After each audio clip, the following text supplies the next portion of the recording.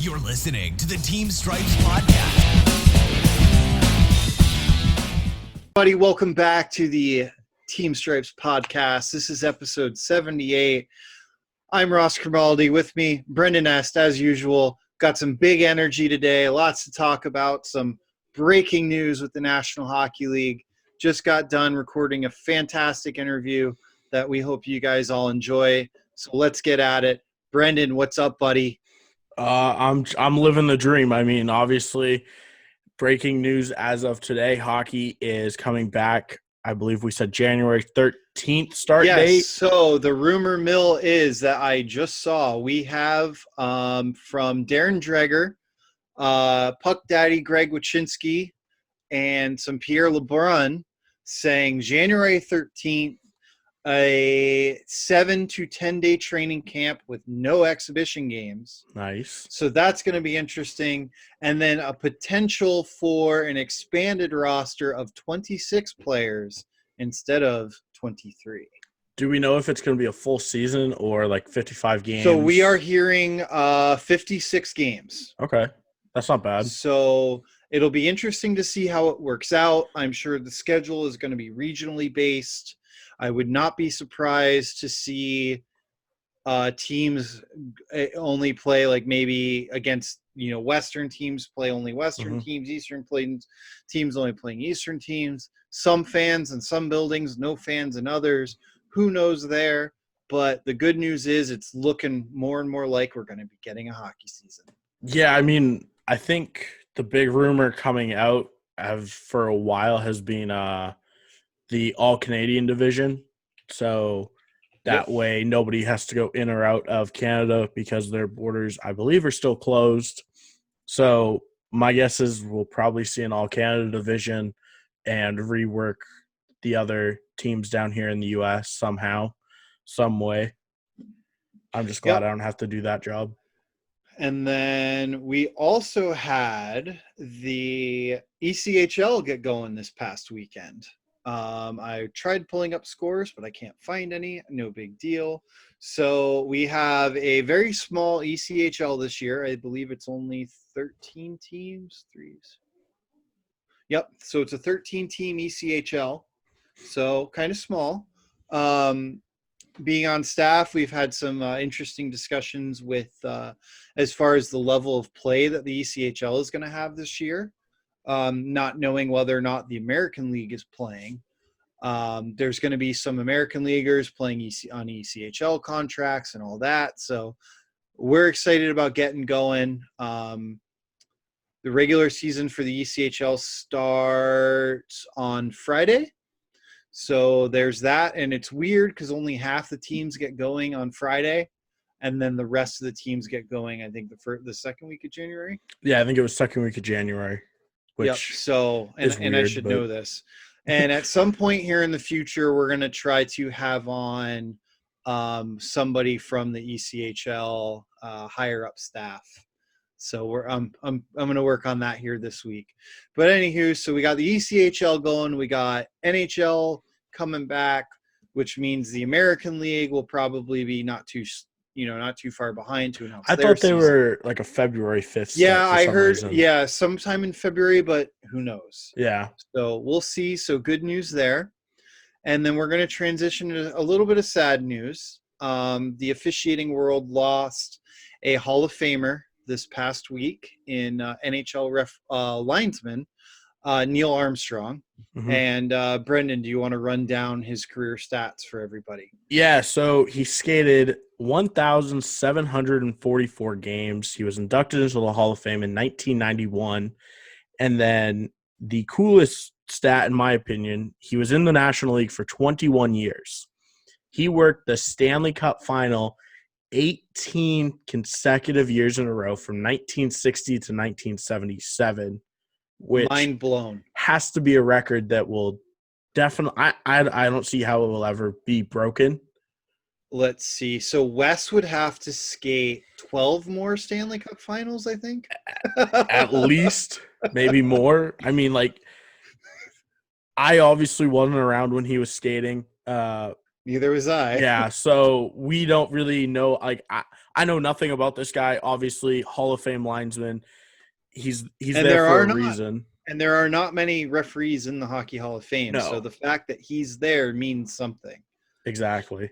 Maybe we'll have to try to track down some old timers to talk about hockey back in the day, which actually, thinking about that, well, I don't know why we haven't thought about this before. I know So one really good one that could do it. perfect. Let's try to set that up. So, but yeah, some sad news. He was 87 years old. 87. Right? Yep. 87 years old. So at 87, he had a good run. Like, man, living that long, good for him. He obviously, like we said, Hall of Famer, 18 straight Stanley Cup Finals. He got I'm to see his sure. son win a Stanley Cup as a GM. Oh yeah, that's right. His son was the GM St. of Louis. St. Louis Doug Armstrong. when they won the cup just 2 years ago. Well, Two. 2 seasons ago, technically. Yeah, I don't know. But who time like this year has just been such a mess. But anyway, yeah. So what a life that guy had, working that high level of hockey and then getting to see his son become a general manager and win a Stanley Cup. So I'm sure he's got some ice to skate on up there, join the rest of the Hall of Fame and other previous NHL linesmen and referees that are no longer with us. So I guess with transitioning out of that sad news, we're going to go ahead and talk to Sammie Kline. She is a referee from Florida. She now lives in Massachusetts. She ended up going up there because she's a flight attendant as her real job. So she lives in Mass. She's a fantastic person, really good referee. And I was very happy to finally get her on the podcast because I've been trying for a couple months now. So without further ado, here's our interview with Sammie Kline. I have known Sammie for quite a few years. She is originally a referee out of Florida. Met her through doing tournaments and other miscellaneous things, hockey related throughout the state. She's a fantastic official, great person. And Sammie, welcome to the podcast. Thanks for having me on, guys. I appreciate it. I'm glad to be here. It's definitely a pleasure having you on. How are you today? I'm doing good, just up in Massachusetts where I live now. So just, always looking back for my Florida friends, though. Yep. It's always nice to see you and talk to you because, we just had you down a few weeks ago. Worked a right? couple. We'll be together in a couple of weeks here soon. So that's exciting. Yes, we will. I'm definitely looking forward to it. So I guess we'll just kind of jump into this where we start with everybody else. So how long have you been refereeing hockey? And why did you get started? So I started refereeing when I was 20. I'll be 26 this upcoming April. So coming up on 6 years. I wish I started when I was 13 or 14, but what can you do? I got into refereeing. I grew up figure skating. So I was homeschooled in high school for figure skating, took that pretty seriously. And then spent a good amount of my time in high school scorekeeping. I worked a little bit of ice crew for the Florida Panthers, got to know a couple of those referees and all the local guys that told me for years, you know how to skate, you know the rules, you should referee. So I started doing that when I was 20, just to give it a shot, and it kind of took off for me. So now I'm pursuing that up here in New England, working college hockey and working junior hockey and some USA stuff for the women's side. So that's pretty cool. And yeah. That's pretty awesome. And I could have sworn it feels like you've been reffing longer than just 6 years. I feel like that too sometimes. Man, that's wild. It feels crazy when I only say it's been 6 years. Because I remember meeting you. I think you were scorekeeping at West Palm Beach, so Skate Zone. Probably there, I think that's where I met you, something like that. Yeah. But anyway, so you bring up the fact that you were a figure skater first, and I know a lot of us referees the thing we say all the time is, you know, we got to work on our skating, always working on our skating. Having that, the fundamentals in the background of being a figure skater and then switching over to wearing hockey skates, how do you think that's helped you as being a referee or with being a referee? Right. So I really had to work on my skating in a lot of different ways than some other people transitioning from playing to officiating. In the beginning, it was different for me. I was very self-conscious of the fact that people would know I didn't, you know, really play organized hockey. I played a little bit of hockey, like on a town team when I was a kid with neighbors for fun. I always had, you know, hockey equipment and skates, but never really on a serious team. So the skating transition was different. I had a lot of early supervisions, you know, where people would compliment my backward skating. And it would be just something different that you wouldn't normally hear in a supervision. So where I didn't have to work on some of the edge work type things, I had to work on mechanics of things you don't learn in the figure skating world. So like 3 quick strides, right? And like explosive skating isn't really something that you're taught in figure skating. So that's something that I had to spend a lot of time working on, if not still try to work on when I'm on the ice all the time. The way that you jump when you skate, cross unders as opposed to lifting your foot. There were a lot of different ways of skating that I had to learn. And I obviously came into that with some advantages that some other people might not have had with my figure skating background, but it still had a couple of disadvantages as well. There's a lot of nuanced little things that are specific to referees compared to whether it be playing or figure skating. Like you said, your cross unders, the explosive starts, that kind of stuff. Right. So I think I've come a long way with that. I had a supervisor tell me about a year ago, the same thing that we tell newer officials when we instruct these camps, you know, like you're not skating with a stick in your hand anymore. So the fact that this supervisor thought to say that to me made me feel like I came a long way and looking like a hockey skater out there. So yeah, just a different perspective, but it's all good. Just takes just as much work as everybody else. Oh yeah, for sure. Brenden. Yeah, I mean, I am curious, like, with the figure skating, like, did you think you were leaps and bounds ahead of everybody else skating? Not exactly. The times that I felt like that have been throughout different camps that I've went to in the portion of the camp where, you know, you work on the edge work. Those times when people are, like, most nervous is when I have been a little bit more confident.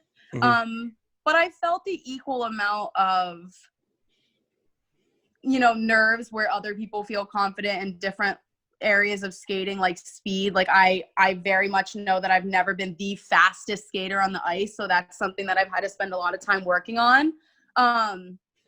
But yeah, definitely there's just areas where, you know, different skill sets excel, and with the edge work, that's just an area that I'm lucky to have under my belt.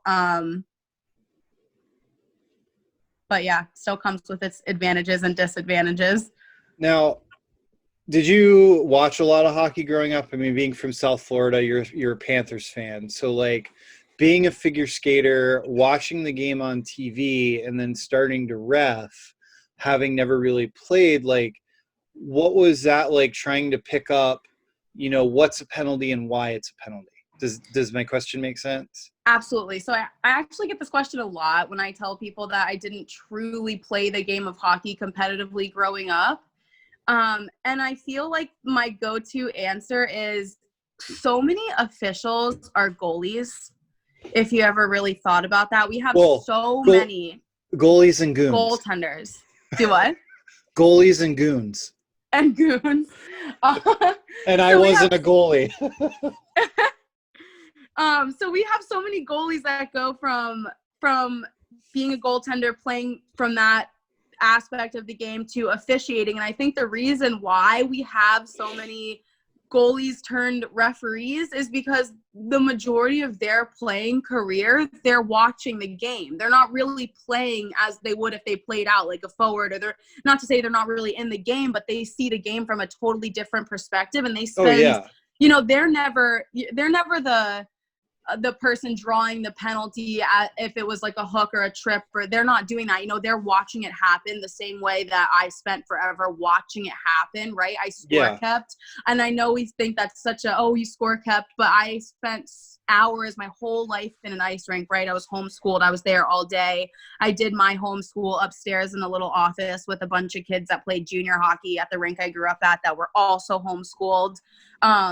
And yeah, working for the Panthers was pretty cool. I actually started doing that before I started officiating. So my first season doing ice crew for the Panthers, that was before I started reffing. And that was a really cool environment to be in, right on the glass, game after game for the entire season. Ross, being in there. So it's pretty cool. And you get to see everything right up close. And I got to know some of the guys that referee in the NHL. And I don't really think it hindered me too much.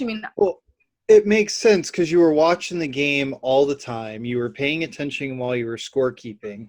So, regardless of who is refereeing the game, whether it's a Panthers game or a local level game, you've been able to, I guess, watch and learn that way instead of having experience playing and then having that player perspective on it. Does that make sense? So it was a lot of watch and learn for you. Right. So when you take a brand new baby official who just stopped playing hockey or is just starting to officiate, they still have to learn the basics as far as positioning and how to conduct yourself on the ice and how it actually feels to call a penalty. And I don't think that was any more or less intimidating for me than it would be for anybody who was just starting to learn in the very beginning there. Yep. That makes sense. So then from there, once you got your feet wet, where did it take you? Let's think about maybe, because I know you used to come to, did you ever do the Christmas tournament with us back in the day, or? You know what? I think I did one Christmas tournament, and I think that was the year before I moved to Massachusetts. There's so many. I know they always blur together, but I've definitely been there for at least one of them. And so really, after you got your feet wet then, what did you do going from there?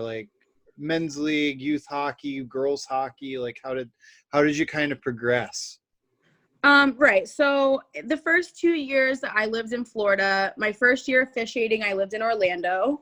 And then year 2, I had moved back home from school and I was in the Palm Beach area and I was doing, similar hockey that I was working my first year, just the youth stuff, some of the Florida high school stuff. And I was just out there trying to get better, trying to learn, doing everything I could. Because I was enjoying it so much. And then I got a job with Delta, a flight attendant. So which is freaking awesome. Brought me up to Massachusetts where I'm based. And I definitely would never be where I am now if it wasn't for that kickstart that I got when moving to Massachusetts. So I just got thrown into some really great opportunities and I got the chance right off the bat to learn from some really, really seasoned and experienced officials up here that pushed me up to the next level. And I was just a sponge and I just wanted to learn everything there was when I got up here. I got kind of lucky my last year doing ice crew. I was able to meet the director of NHL officiating and was able to go to the National Hockey League Combine. I was actually just about to ask you about the Combine. So good segue. Weren't you one of the first, if not the first female official to go? Yeah, so I believe that I was the first female official. I went back another year, and then there were 3 other female officials that joined me from Canada. So there was a total of 4 of us my second year. So that was really awesome. Yeah, so and then the following year, they had a lot of women there. So it really kind of blew up in that regard. And it's great to see women in sports being able to break those boundaries. So I'm glad I could play a small part in that. Talk about that experience. That's a thing that a lot of the former players or whatnot would definitely, look into doing or they get recruited into going to the Combine. So how is that experience? What even happens there? Right. So the Combine's just a really awesome environment. It's just, you have chills being there with everything the NHL puts on just from the minute you walk in the door. So my first experience was very different than my second experience. My first experience, I went into this at the end of the summer that I had started flying. So I hadn't really been on the ice a whole lot. I hadn't really worked a whole lot of high-level hockey as of yet. And my local assigner in Massachusetts was at the combine. And so I was kind of using that as an opportunity for him to get to see me, get to know me, and test my own abilities. And I made a lot of friends. I did know a handful of people there, but I was just there to have fun. I wanted to have the best time that I could. I networked a lot and I met a lot of really cool people. As opposed to the second year that I went, I had spent that year now from that experience helping to kind of throw me into all the opportunities that I would come to receive. I spent that year training really hard. My second year, I went to the combine a couple weeks apart from my national camp, futures camp with USA Hockey. So I was really training hard for that. I was running. My mile was like 7 minutes, 15 seconds. I was really trying to be in the best shape that I could. I already There you go. knew That's booking. Definitely can't say my miles that fast right now, guys, but maybe we'll get back to that one day. Someday. So I already kind of knew the workout that was expected of me. So I spent time training with that. And I think I went back and I kind of killed it time 2 around. I just gave it my all. And still, I was just there to have a good time. I had no idea that year 3 was going to open up the doors that it did for women in hockey. You know, we had a group of female officials go on to work rookie camp in the NHL, and that's just really awesome. So I had no idea whatsoever that the next step would be that. I was just there to, you know, have a great attitude and have a great time, and I am so And you happy. definitely learned a lot. Yeah, I learned a lot, And absolutely. obviously on the USA side, you've done the camp system and nationals.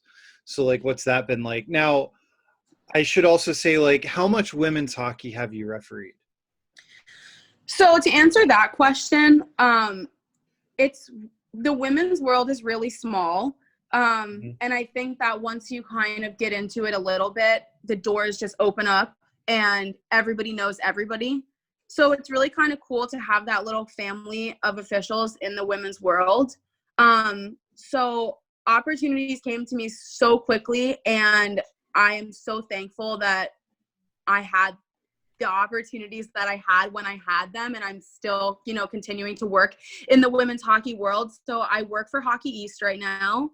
And then I've also worked in the NWHL, which is the National Women's Hockey League. So we have 5 teams in that league right now. And I think they just actually finally came out with a start date this year. Oh, did they? Good. Yeah, I haven't heard correspondence on the officiating side, but I think maybe there was something on Instagram or on their social media talking about a start. So that's pretty cool. And then I worked a little bit of D3. I was going to just say, kind of a cool thing about the NWHL, the girl that started the league, Danny Ryland, grew up here in Tampa. I played hockey with her brothers. Yeah, it's very cool. So it's crazy. It's crazy how that league has grown into what it has over the past couple years. I know the women are really fighting. Well, now there's for their sport. A players association as well, isn't there, for the women? Yes. So there's also the PWHPA. I had a couple of those games. They scrimmaged, you know, some of the Hockey East teams. I think last year they scrimmaged. I think I had them against BC at the very beginning of the season, like a preseason game. So that's pretty cool. I had the opportunity to work a Team USA scrimmage before they did their rivalry series with Canada. So that was awesome. It's just always really cool being out there on the ice with girls that played the highest level of the game, and it's an honor always to be out there. It takes your breath away sometimes, but just, you know, take your games and skate as hard as you can. But, for sure. Yeah, so to touch back on the camps, the Combine is very different from USA's camps. The Combine is really geared towards guys that played in the American League and the Coast League or Division I hockey that are looking to transition into officiating. So you really spend a day testing all of your physical skills on and off the ice, and then you spend the rest of the camp kind of broken up on teams, playing in actual like games. So each team has an opportunity to referee those games as well throughout the week. So the guys that don't have any officiating experience can kind of see what that's like. Makes sense.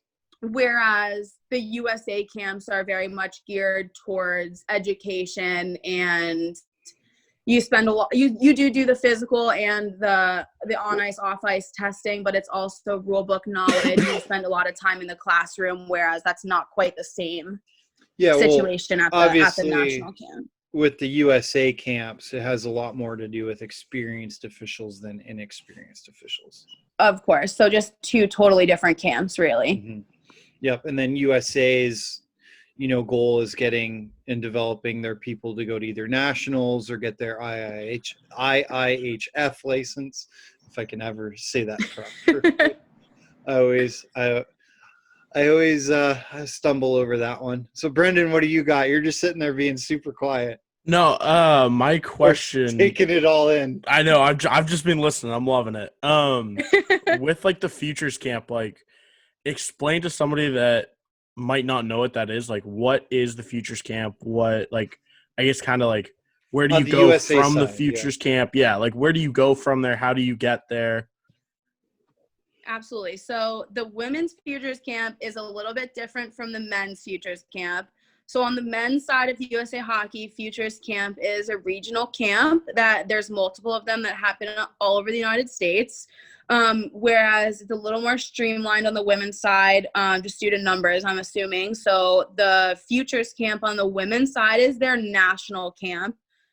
So same as the players, if you come up playing and you get invited, to go to your district camp, regional camp, national camp, to make those national level development teams, it's kind of the same thing for officiating. So everybody, once you're at a certain point, you apply to these camps, and if they pick you and, you get into the camp, you would go there and you spend a week, learning and getting to know the people who, are the instructors, which are the same people that will then go on to pick you to work national tournaments. So it's just that board of kind of directors, so to say, who they come, they watch you, they teach you, they like you, they say, hey, here's the next level, right? So after a women's futures camp, the next level would then be I guess elite camp. I have not done that yet myself. I would love to have the opportunity to do that. I was trying to do it this year, but COVID happened, so they had to unfortunately cancel that camp.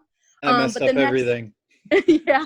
So the next level camp after that would be where you can have the opportunity to get your international certification. So I'm not going to touch too much on that since I have not done that.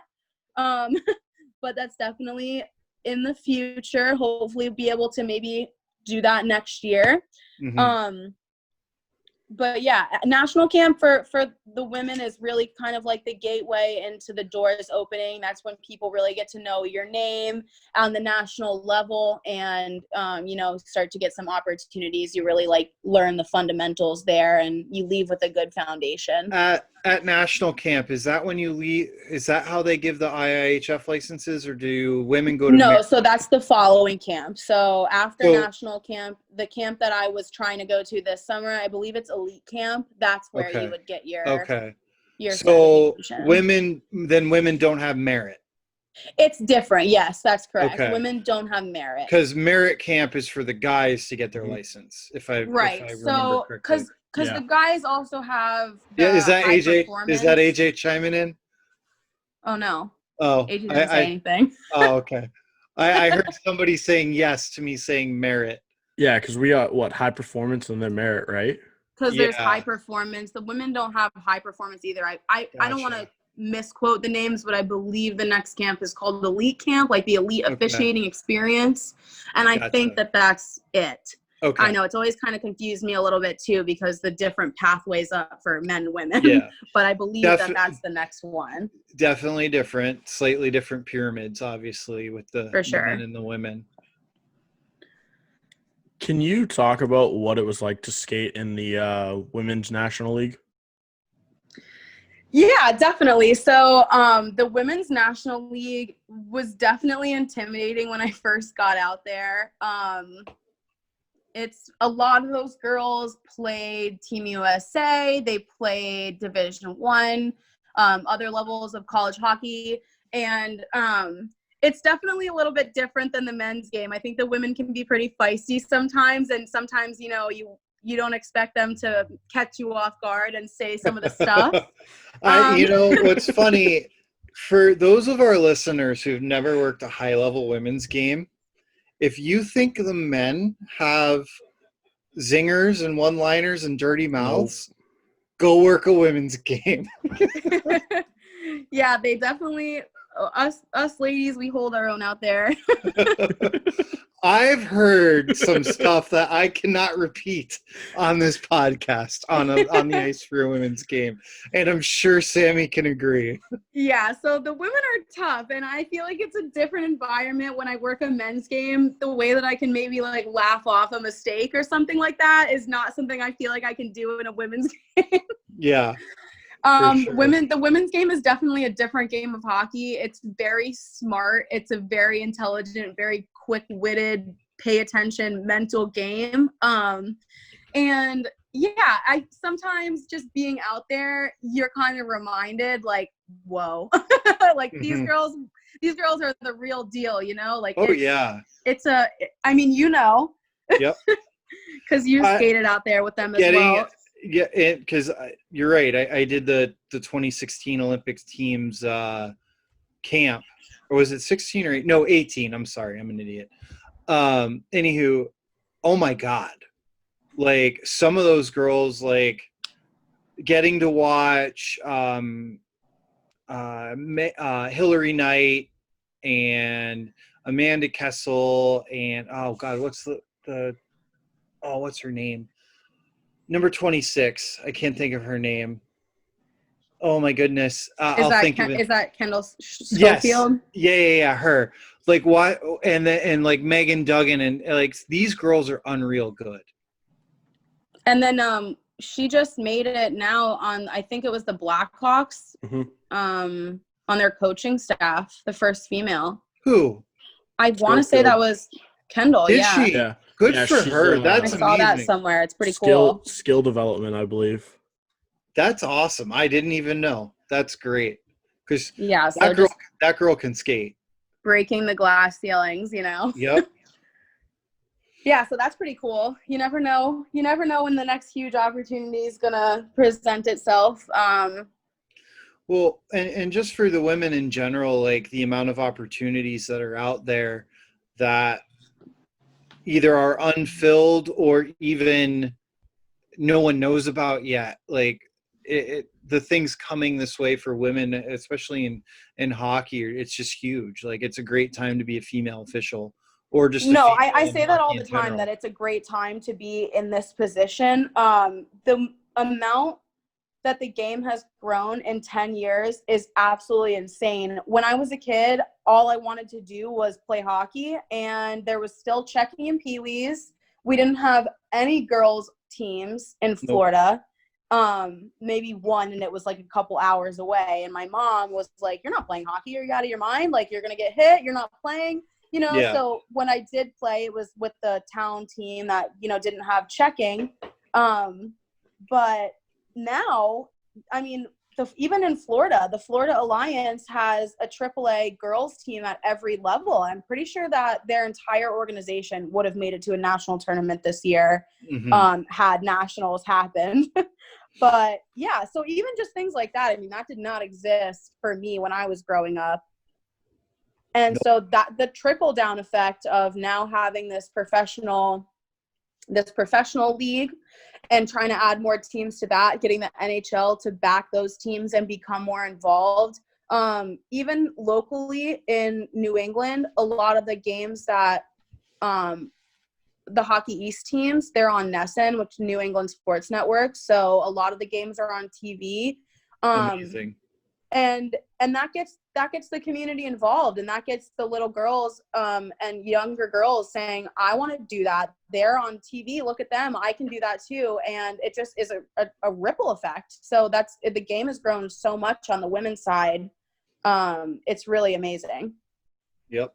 That it is, and it's definitely been it's been fun to watch the growth on the women's side too, and obviously it's been fun to watch like you and Jess Herman, who we previously have had on, and some of the other female officials that I've gotten to know over the years, like get the opportunities that you have because of the doors that are being opened.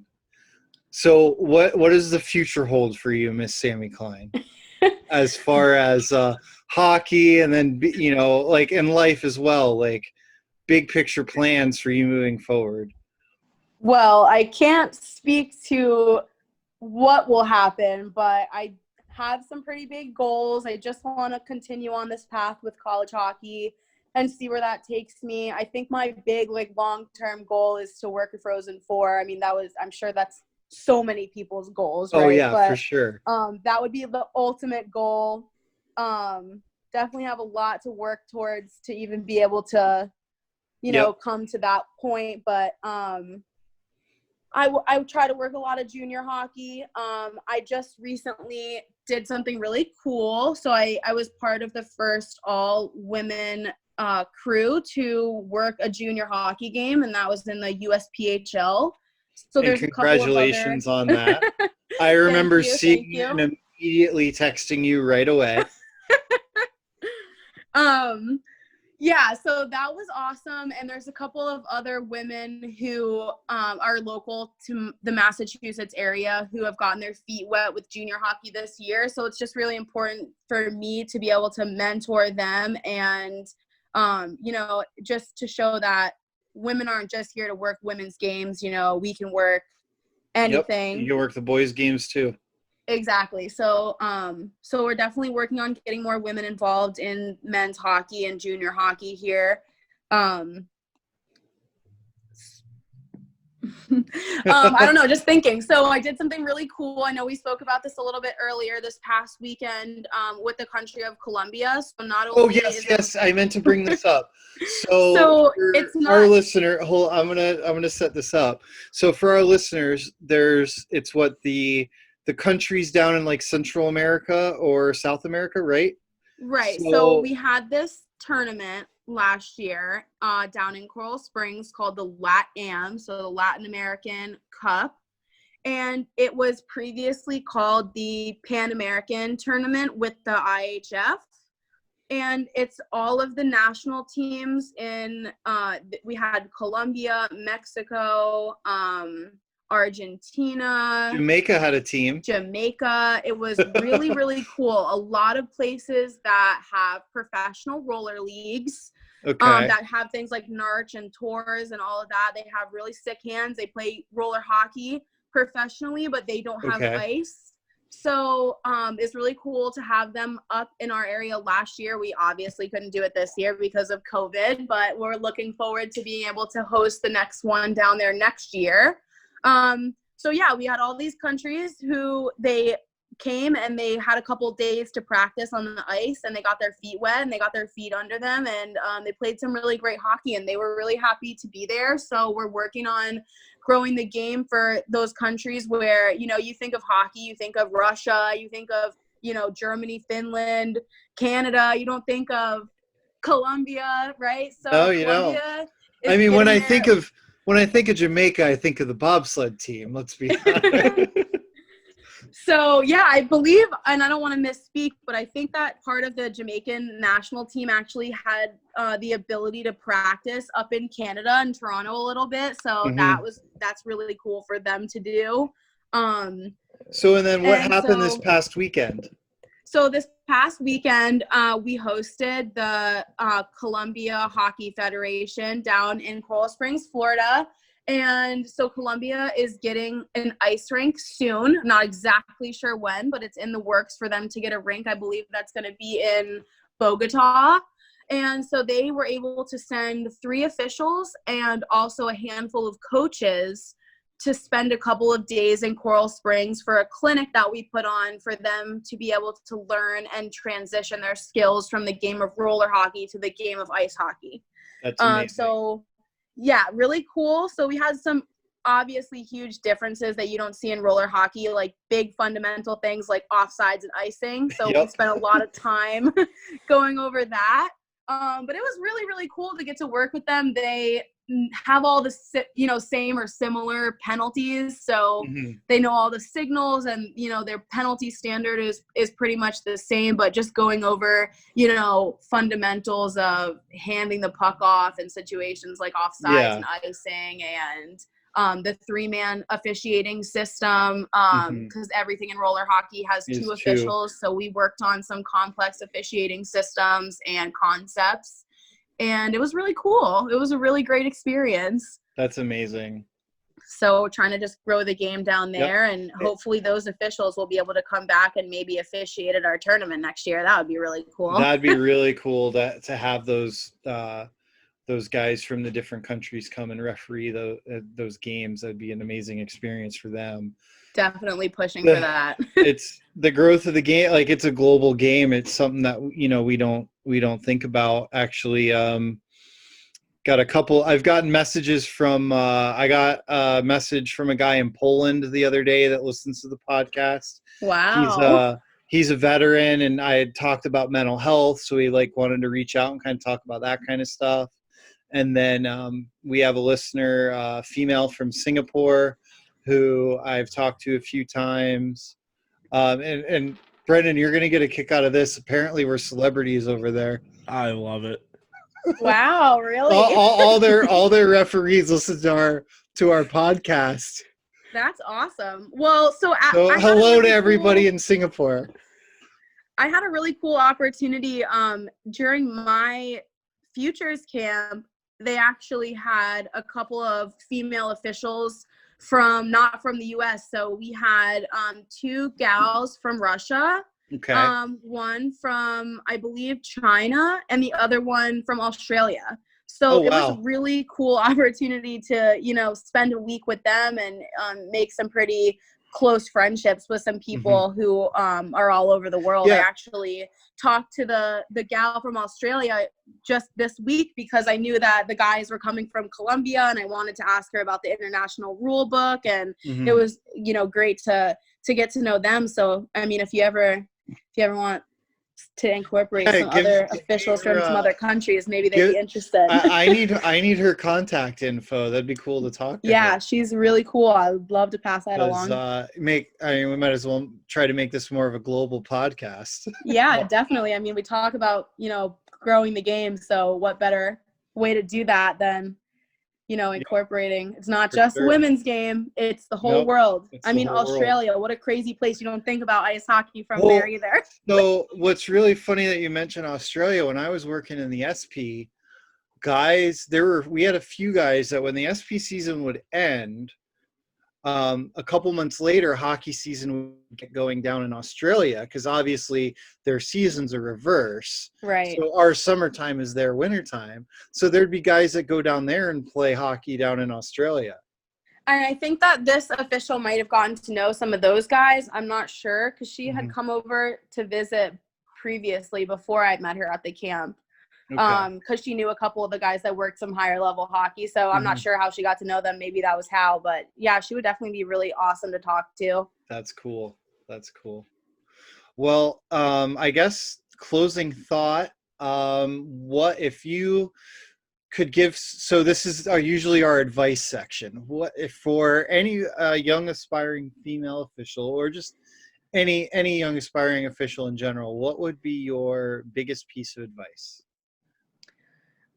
I think my biggest piece of advice, and this is, for anyone, not just a female official, for any aspiring official, would just be to remember the goal and not to fall off. Just keep pushing for it. Just be a sponge and just learn everything. You have something to learn from everyone.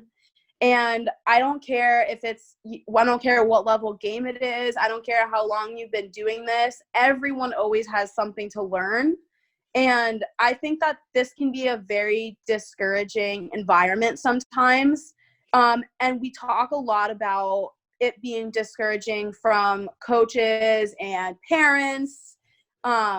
And we obviously have a huge initiative to try to combat that and respect in officiating, not just within our sport, but within all sports. but not just in that environment. I think just like with your peers, it could also be a very intimidating world to be in. And I just think the best piece of advice is to just worry about what you're doing and focus on that and work hard at it every day, and just don't give up working on that, because you're the only person that has your own, I mean, you're your own advocate. No one's going to do the work except you. So, you know, it's not just going to fall in your lap. You have to want it and you have to try hard for it, and you can't let people get in your head, whether that's, you know, a friend or someone you see as competition or a coach or a parent, or you just can't let anyone tell you no. If you listen to anybody tell you no, then, you know, it'd be a long, long ladder. Yep. Well, I think that is an absolutely outstanding piece of advice for anybody out there. So we thank you. Brenden, do you have anything else for Sammy? No, thank you for coming on. I mean, it was a blast to listen to you guys. So thanks for coming. Thanks for having me. I appreciate it. It's great. We'll definitely have you on again at some point in the future, especially when the next time the Latin Cup thing comes around. It'd be cool definitely. I would love to have you guys be there and be a part of that. Oh, for sure. And yep, Brenden, you'll have to come for that. It'd be a good time. Sold. So I guess with that, welcome. we'll wrap it up. And again, Sammy, thank you so much for coming on, and I hope everybody out there enjoyed this interview. Thank you, guys. We have to bring up a clip that happened a couple weeks ago, and I'm gonna send it to Brenden so you guys can all see it. It's funny. I got to make fun of myself here. In the back by Bennett Blake, missed by penalty coming up. Ross Grimaldi was told by his linesman he didn't see it momentarily. Apologies for the crowd mic picking up the audio, but you know what? He's got a point. That was a silly, silly penalty to take in overtime. Puck not in arm's reach of Blake, and he just took a piece of cable instead. Frustration, lack of concentration, only Bennett Blake knows, but very inopportune time to do it. Well, we heard right by the crowd mic when those two got into each other, Bennett Blake winced. It looked like nothing was there, just a typical hockey play. But then Bennett Blake took a baseball swing into the back of Laz Cable. And I think the issue the Junior Blades have is that Ross Grimaldi didn't see it at all. He was told by his linesman and then raised his arm in the air about 5 seconds later. Well, and I always hate it when teams complain about that, because if it happened, it happened. It doesn't matter if the referee is a little late. But I will say it looked like Grimaldi was discussing something with the linesman during play, which we've seen a couple times. And in 3-on-3, that's okay. But in my opinion, when you're the sole referee out there, you have to have your eye on the play at all times, because nobody else can make the call. Fortunately for him that time, his linesman was able to find it and help him out. But so me and Sammy are working together, and we were in overtime in a USPHL game, and I'm coming up the far side boards, and I go to say something to Sammy, and I'm not paying attention to the play. It's 3-on-3 overtime. I'll admit it. I'm watching the puck, and off to my left, out of my peripheral vision, something happens, and Sammy goes, "Ross, put your arm up." So being a good referee and listening to my linesman, I just did what I was told, and I put my arm in the air. Like, I have no idea why my arm is in the air, but it's in the air. So we blow the whistle. She's like, "That's a slash." So I call the slash. No big deal. Well, obviously the team that got the penalty called against them is going nuts because I clearly didn't see it. But the best part of this whole thing is the commentators are throwing me under the bus. So we go on to Hockey TV, and this game was fairly important to me, as it was a memorial game for a friend of mine who passed away recently. And they did a really beautiful, clip at the beginning, and we wanted to send it to his family. So I wanted to go watch after the game to see what they had to say and listen to, the little speech. And after that was over, I'm like, "Hey, Ross, do you want to go and see that slash? Let's go see if you can see it on the recording of the game. And he's like, you probably won't be able to see it. It's, right under the camera. I'm like, let's just go try to look, right? So meanwhile, we've had a few sodas at this point. So we're enjoying our sodas and we're watching. And you can see in the camera view, this guy just took a two-hander to the back of this kid's legs. And you can't really see it, but you can see him like limp away from it. Yep. And then like 5 seconds delay and Ross puts his arm up. So this commentator just starts ripping into him. And he said he went to go say that there was a big slash missed by the referee. And then he said, he was told by his linesman, and he said it like 5 times. And what's really funny is the live mic on the ice also heard a Blades player yell at his teammate, "You effing idiot." Yep. Oh man, because it was obviously a dumb penalty to take. But it was so funny. So we had some discussion after this because I believe a team maybe used their timeout, or we just had some downtime when we were chatting about it. And during that downtime, this commentator used that time to further how he thinks it's ridiculous that, a linesman could advise a referee to call a penalty, and he just called Ross out quite a few times, and hopefully we'll be able to get that clip in there. It's very comical. Oh, it's so funny. And I think the best part about it is like, for us, we help each other on the ice, and you know what, a good linesman's gonna tell their referee, hey, you missed something, put your arm in the air.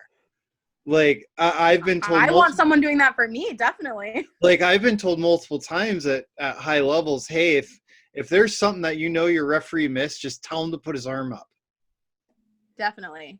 So yeah, little piece of advice out there, if your referee misses anything and pulls a Ross Cromaldi, just pull an SK and scream at him loud put enough your arm for the in the announcer air. to hear. All right. Well, that concludes our story we forgot to tell during the first part of the recording. Couldn't get away without that one.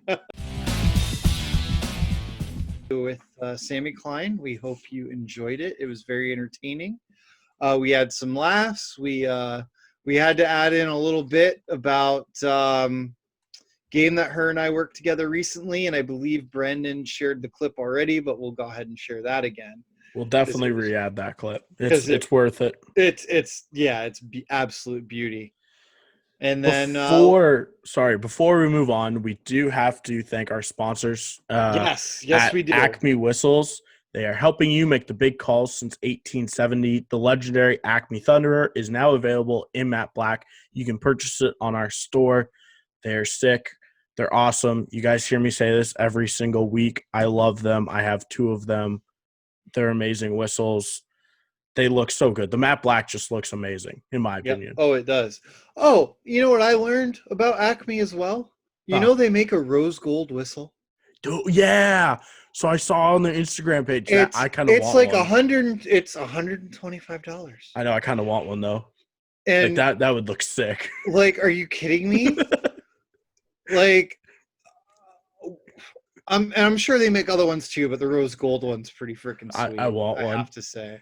Yeah, they definitely do a lot of cool whistles. I mean, they do more than just hockey whistles. I believe they do a bunch of dog whistles as well. Nice. So if you are a dog trainer and for some reason listen to this podcast, I mean, we don't personally sell those ones, but Acme does, and they're awesome. Like all of their whistles, they're the only whistle brand that I actually like to use and use. So thank you to Acme as always for being amazing Acme, sponsors. You guys are amazing. And then we have another sponsor to talk about. Not this week. Nope. No, not this week. Mm-mm. Oh, okay. Well, yes, of course we do. The Team Stripes Academy. Oh, well, we have that. And the master course. Yep. From NHL legend, who I actually saw this past weekend, Don Koharski, the man. along with Brenden Bourgeois and Jamie Koharski and the rest of the Team Stripes crew that put that together. So if you're an official that wants to broaden your horizons and learn from some of the best, check out the Team Stripes Academy, which I believe is on sale right now. I believe so. I'm not 100% sure, but what I do know is the new merch that we dropped over the past probably like 2 weeks it's all on the store now. It's absolutely sick. I put like a massive order in for myself, and that will be here, I believe, like sometime early next week. I do know one thing though, if you want the gifts in time for Christmas, today, December 8th, is the last time to order to get them in time for Christmas, I believe, is what I was Maybe reading. tomorrow, or maybe the 9th. Tomorrow. Maybe. But go to our store. Everything on there, it looks awesome. You can get our custom matte black whistles as well on there from Acme.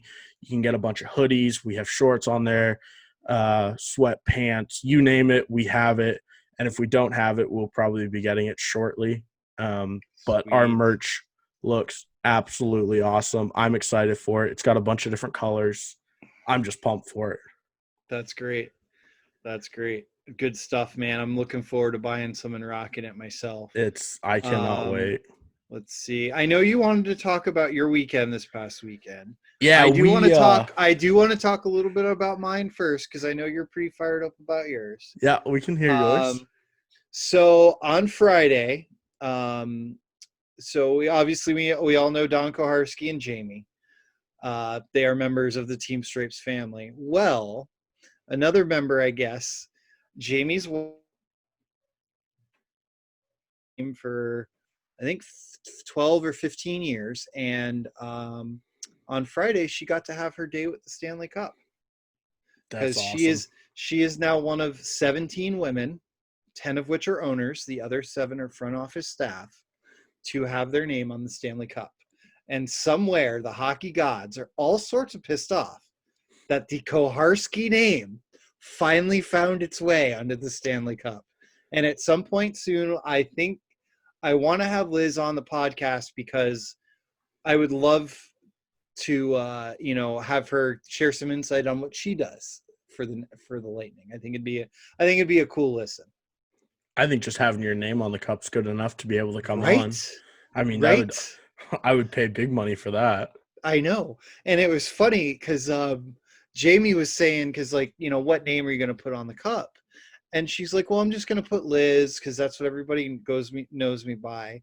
And Jamie tried to get her to put Liz Jamie Koharski on the cup. But she put her maiden name. So Liz Sylvia Koharski on the cup. So a member of our Team Stripes family, well, extended member of our Team Stripes family, has her name on Lord Stanley's Cup forever. Which is awesome.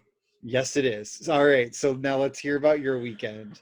Man, let me tell you, we in Dallas. Boy, here we go. We're okay. I will say this right now. We are absolutely blessed that hockey is still on, and we have I think we're currently 4 out of 5 weekends in a row of tournaments. We have one coming up, or I guess 2 more coming up right before Christmas. So every weekend we've had a tournament, which just means a lot of hockey. You're seeing the same teams a bunch, because it's the same crews are coming in. I've actually got to see Dave Clarkson, who coaches now for the Colorado Thunderbirds 16 AAA team.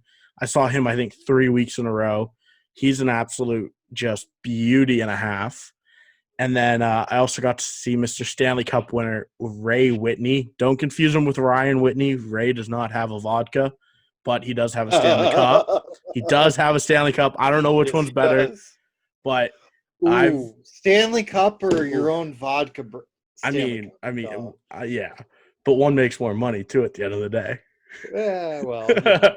But no, so they've been in town all week, the past, I think, 2 or 3 weeks they've been in town. And so they're always fun to skate with, because, they get it, right? Like, yep. I think it was funny, in one of my games with Dave Clarkson on the bench, one of his kids got interfered with, and I saw it, but I didn't put my arm up. Like, I was like, that's interference, but I didn't put my arm up. And then his player goes and retaliates and slashes him. And me being me, for some reason, I put my arm in the air. The second I do it, I go, oh no, like this is bad. So call the penalty. Whistle, call both guys. Well, no. So at this point, I'm like, oh, I'm gonna eat this one. So call the penalty, and Clarkson's losing his mind. Which, I mean, he has all the right to. Like, it was a horrible call. Skate over to him, and he's just looking at me. He's like, I don't understand. How do you call this? And I was like, yeah, I fucked up. And he's like, what? And I was like, yeah, that's bad. Like, I was like, please kill this penalty off. And he was like, oh, okay.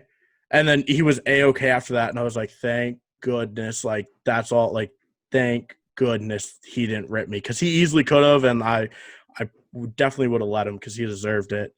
But it was also funny. I had another two games this weekend. And it was with a local team. And I saw them.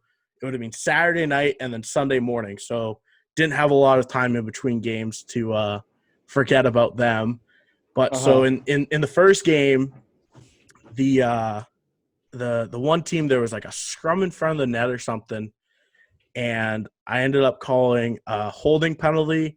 And then a kid's helmet fell off. Don't know how, like, it fell off. They don't wear them properly. Like, Dude, duh. This past weekend in one of my USPHL games, we had 4 guys have their helmets pop off. Yeah, like I don't understand it, but whatever. That's, guys, put your helmets on. Like, I don't know. Mm-hmm. But so guy's helmet falls off, and the 16, 17-year-old kid thinks it's a genius idea to just shoot the helmet away. And obviously that's going to start something. So I hammer my whistle. And originally I only had to hold, hammering my whistle. And I'm just like, I think it was like 97 or something. I was like, 97, you're going 2, you're going 2, you're going 2. So now team's down 5-on-3. And it's 2 minutes, 5-on-3. Coach isn't going to be happy about this. But, like, hey, like, tough shit. Like, the kid held the kid, and then he decided to shoot the helmet. Like, what do you want me to do? So coach calls me over, and he agrees with the helmet being shot away. Like, he's like, that was a good penalty. I was like, okay, cool. And he's like, but I disagree with the hold.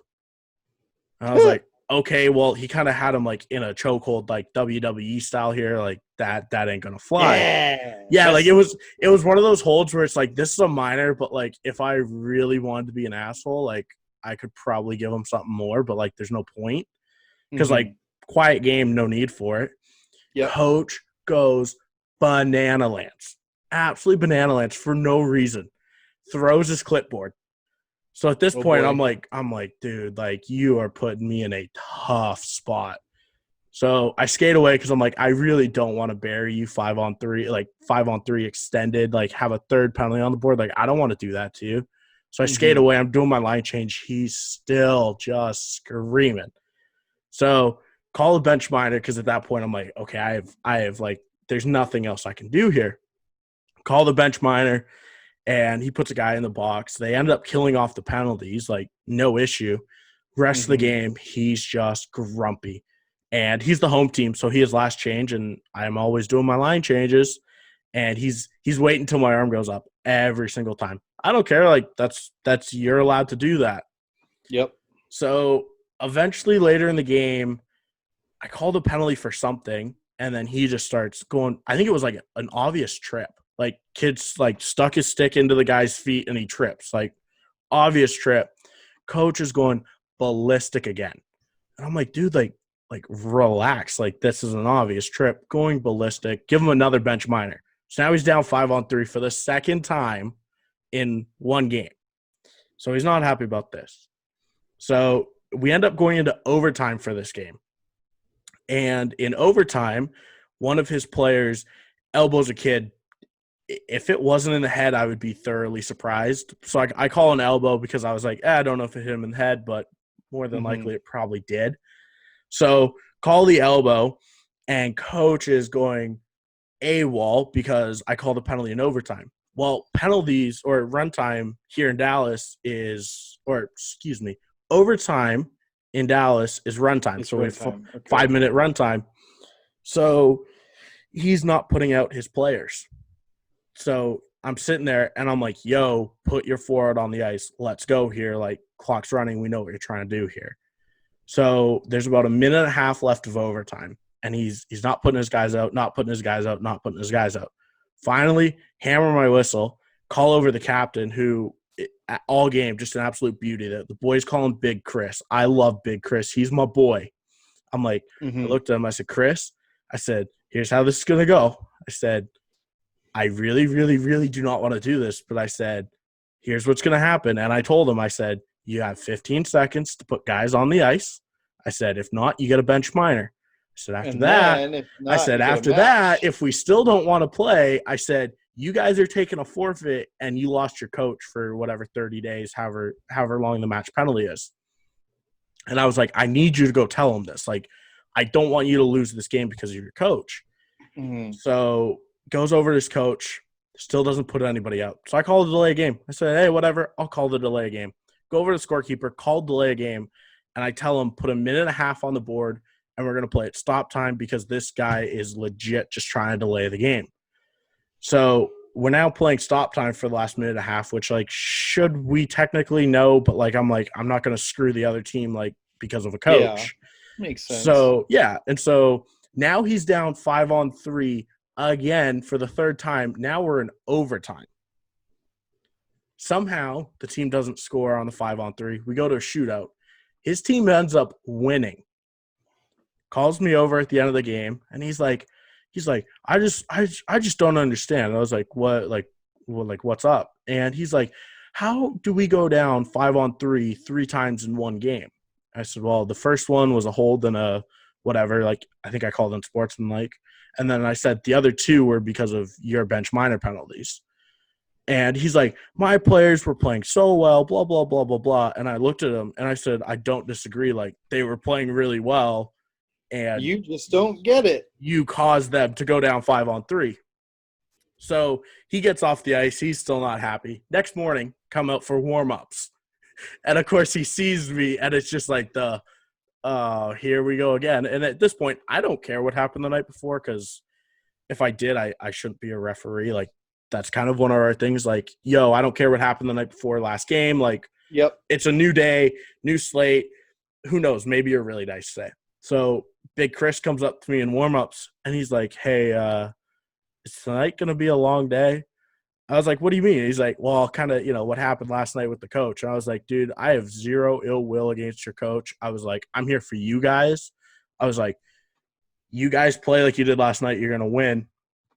And thankfully, game went on, like, nice and smooth. But it made me laugh so much just how like, I had full control of this hockey game. All the players were nice and cool with me. Like, nobody was yelling at me, but it was so funny to just see this coach go absolutely ballistic just by me, like, talking to his players because they were all being nice and respectful back. And, like, I think it's a huge lesson to everybody. Like, refs don't really care what like, I'm there for the players at the end of the day. Like, you can be a good coach, you can be a bad coach, you can yell at me all you want. Like, at the end of the day, we're there for the players. And it was one of those things where it just made me laugh because it was just like, yep, like, this is youth hockey for you in a nutshell. Yep, it is. I have no words sometimes when dealing with these coaches. It's just like, that's why I've just gotten to the point where I don't even fight them. You want to scream and yell, whatever. Yeah. I mean, it's very hard for me, or very hard for you to get a bench minor from me for screaming and yelling. Because I look at it this way, I'm not going to punish the kids. And if I got to be out here, you got to be out here. Oh, 1,000%. It's like, you know what? You want to look like a clown and act like a clown. All the power to you. All the power to you, bud. I'm not. No. But on to a lot better news after my weekend. Hopefully this weekend goes a lot smoother. It probably will. We have an NAP showcase in town. Nice. So that'll be fun. We have 16 AAAs this weekend. Those are always the best. Well, and what's really funny is our scheduler, like we got a bunch, but we have single A and double A's, which are all 3-man games. Mhm. Then we have the 16 triple A's, which we're doing 4-man, As and they should be. high school games. Well, what's funny is, so one of my friends, who at some point will come on, he's taking over scheduling like the high level stuff Mhm. in the state as far as youth hockey goes. So he takes the 6 best referees in our entire association and makes us busy the whole weekend Nice. with the 16 AAAs. I mean, So- there's nothing wrong with that. No, not at all. But now, the rest of the association now our poor scheduler has to figure out who to put on the rest of the stuff. Yeah, I would hate to be a scheduler. Like I couldn't do it. I Just couldn't trying to either. especially now, just trying to find like Yep, bodies more so than anything. Like I would hate it. exactly. Ugh. On Freaking to COVID some screwing different everything news. up. Exactly. Oh, what else you got? I thought we were gonna wrap it up here. No, so I've been saying for probably a month, if not 2 months now, that we'll set up a phone number for you guys to call in. We'll ask a different like question every week. You guys call in, leave a voicemail. We play the best ones. And so Oh man, this is gonna be fun. I know I'm so excited. I finally So got this set up.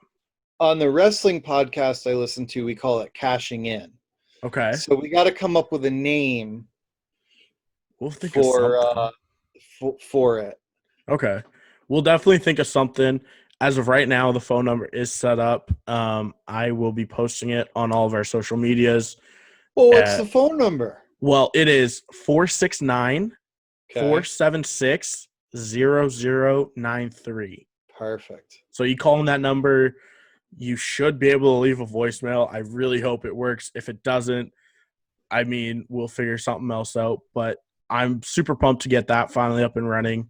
So call in, and I want to know like your favorite referee story, because everybody has one. Like, I don't care if it's beer league, mite hockey, professional hockey, whatever. Like, we want to hear it. And if it's good enough, we'll put it on the podcast in our whatever we call the segment.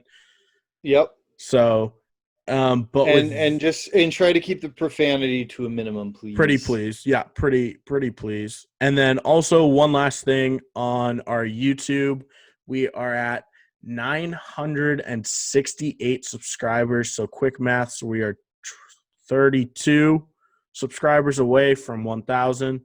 If I'm right, yeah, that sounds about right in my head. I would love to get there by Christmas, so it's December 8th now when we're recording. We need to get to 1,000, man. Yeah, and when we do get to 1,000, the 1,000 people that are subscribed will be entered to win something. We don't know what yet. When we get there, I have an idea of what it's going to be. I like the ideas. I'm not going to divulge yet because I still have to ask if we're allowed to. If I can get this particular item. So look out with for that said. Yeah. So guys, subscribe. There's going to be a bunch more content coming onto the YouTube channel in the new year. I'm going to start like streaming or whatever on there, just something to get more views. But look out for more stuff on there. And I think that wraps up episode 78. So as always, Thank you guys, and see you guys next week. Sounds good. See ya.